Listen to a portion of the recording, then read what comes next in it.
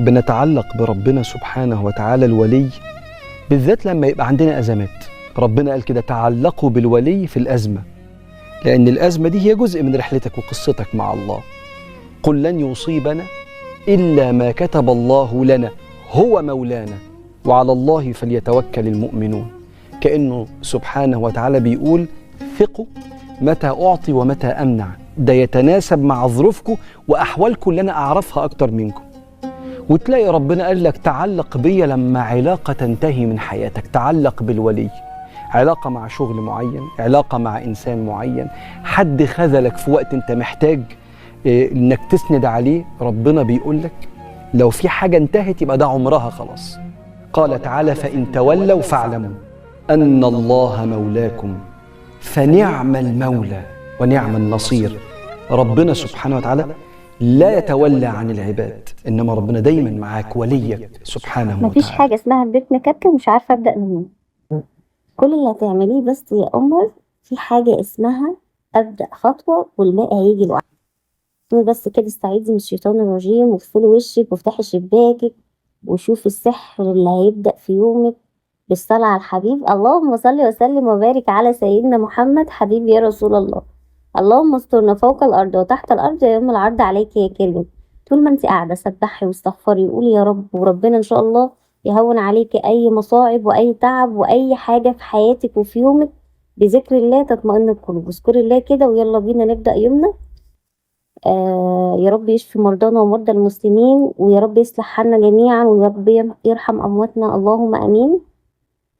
دعواتكم يا اخواتي كده لأي حد متوفي ولأي حد مريض، ولكم الأجر والثواب جميعا يا رب، اللهم أمين. روتينا النهاردة يعني والله احنا مش محتاجين روتين لبيوتنا، احنا محتاجين روتين لقلوبنا وعقولنا اللي تعبت من التفكير. فعايزة أقولك سيبيه على الله والجايله دايما.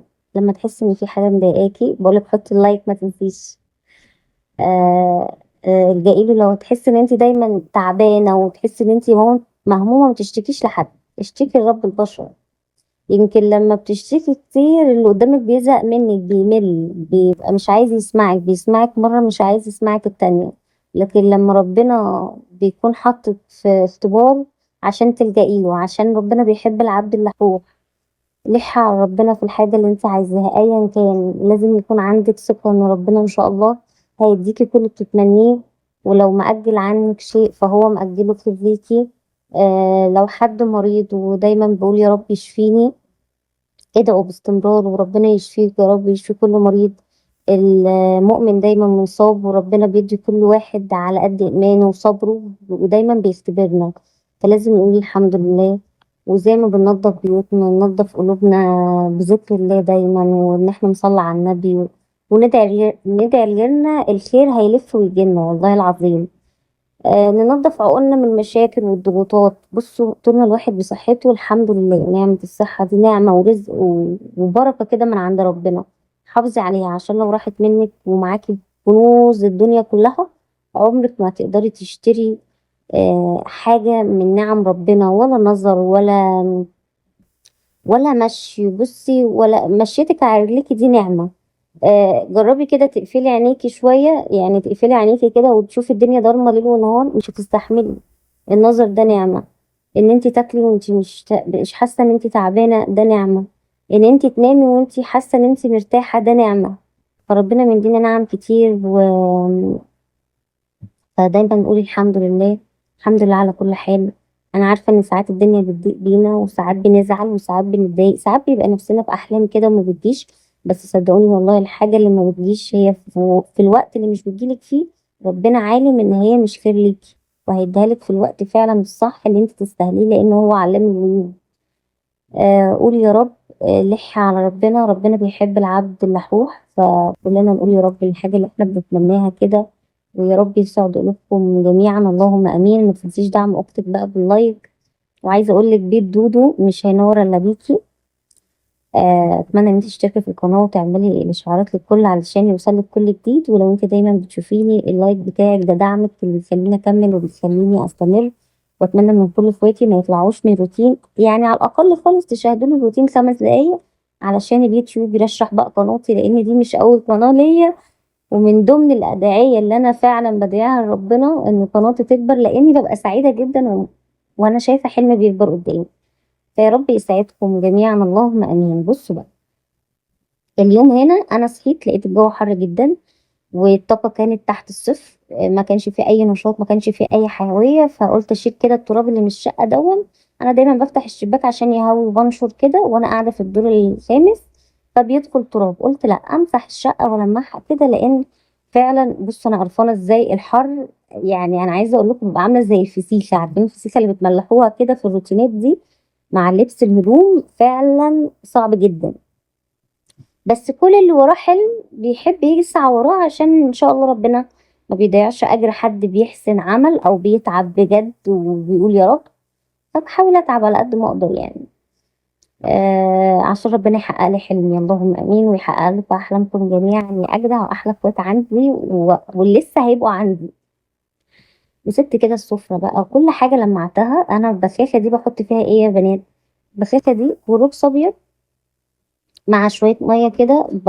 الكلوروكس بيعقم، يعني هو بيبقى ريحته تعقيم، تحس ان الدنيا نظيفة، بتحس بالنظافة. وبروح برشاق كده على الازاز بيلمع معايا حلو. وساعات بقى ايه، بحب المع الازاز بخل ومية، بس انا حطيت بكلوروكس وبعد كده نقعتها شوية. ليه؟ انا حسيت ان ايه، في نمل، يعني حسيت شفت كام نملة كده على السفرة، فرحت ايه حطيت شوية، عندي انا حاجة للنمل، وحطيت الكلوروكس الابيض وجبت شوية صابو كده ورحت دعكة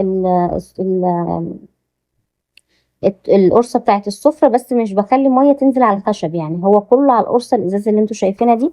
وانا نفسي بصراحه اشيل القرصه الازاز دي وانضف تحتها، لان في رده.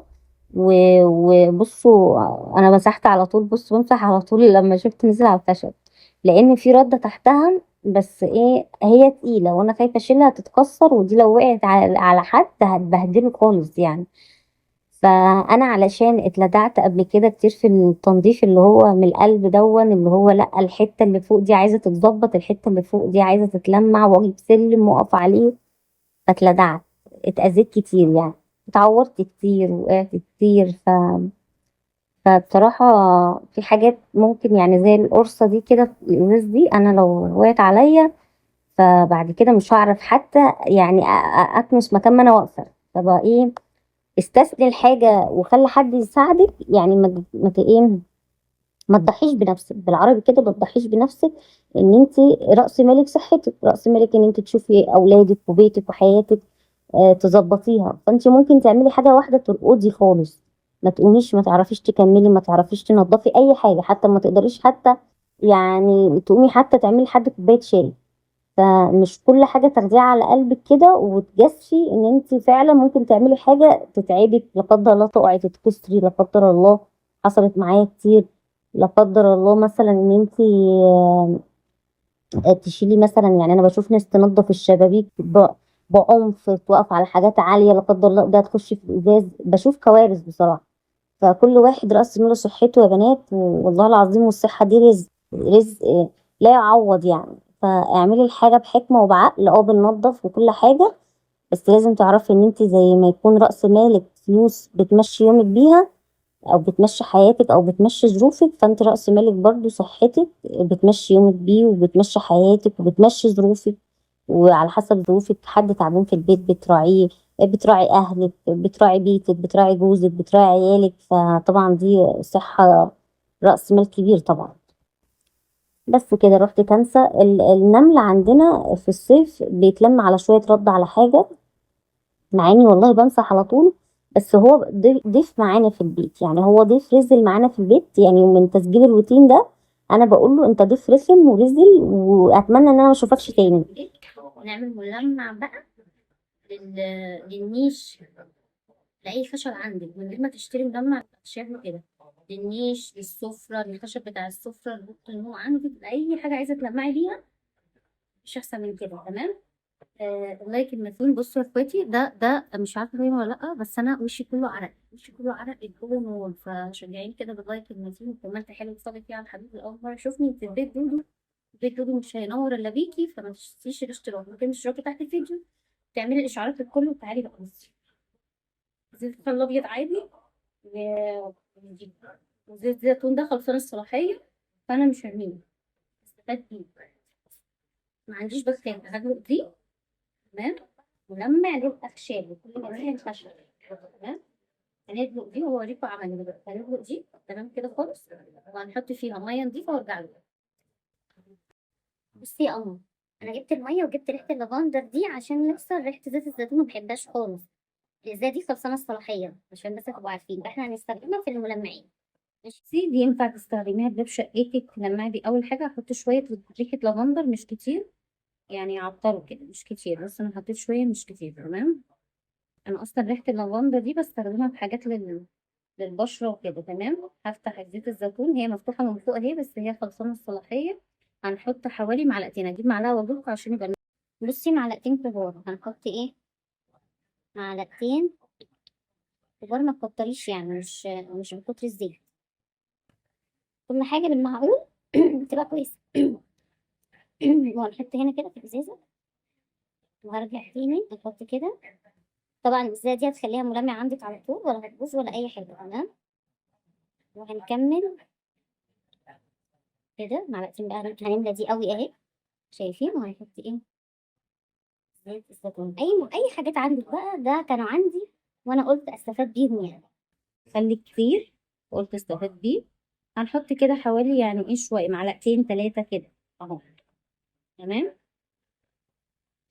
بعد كده هنقفل دي كده كويس، طبعا هنهجها حلو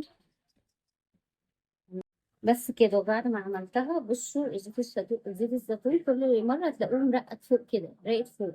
هترجوها كويس تليفون، هترجوها كويس. بصوا اهي، نشوف ريحتها ايه بقى. حطيت اللافندر ده عشان ايه؟ يعني فيها ريحة شوية، هي ريحتها عاملة زي الملمع العادي يعني تمام. فيها ريحة شوية صراحة زي الزيتون، لأن ريحة الزيتون قوية. تعالوا بقى نلمع عينيش كده ونشوف بتلمع معانا ولا لأ. أهم حاجة تجيبي أي فوطة أو أي حاجة ناشفة، يعني تكون ناشفة تمام. ما عندي الحتة دي كده ناشفة هستخدمها. يلا بينا.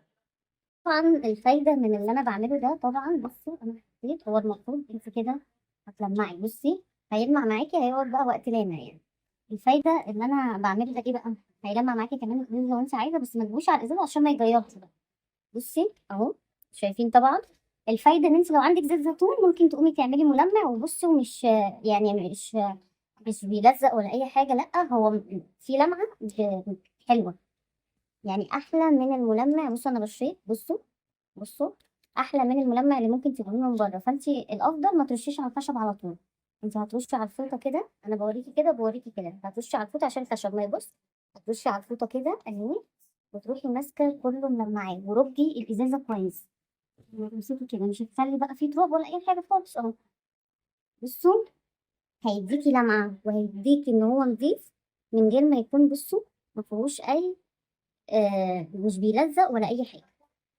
يلا بقى هلمعه مع نفسي وبرجع لك. وعايزه اقول لك بقى، انا وانتي، انتي شاطره علشان انتي شاطره، مش عشان كل حاجه بتنزلي تجيبيها من بره. مش عشان كل ما نعوز منظفات لتلميع ازاز، لتلميع ارضيات، لتلميع غسيل مواعين، لهدوم، لاي حاجه نجري على الصبانه او السوبر ماركت او ايا كان انت جبتيه منين، ونصرف اللي معانا او اي مبلغ محوشاه في المنظفات. لا، الشطاره ان انت تدبري وتوفري، توفري فلوسك وتوفري وقتك وتوفري مجهودك، وتستعملي كمان إعادة تدوير للحاجة اللي عندك. هي دي بقى الشطارة بعينها يا بنات. أي بنوتة كده مقبلة على الجواز، أنا عايزاكي والله العظيم يعني نبدأ يومنا كده واحدة واحدة، وبسم الله نستعين. امشي بالطريقة دي.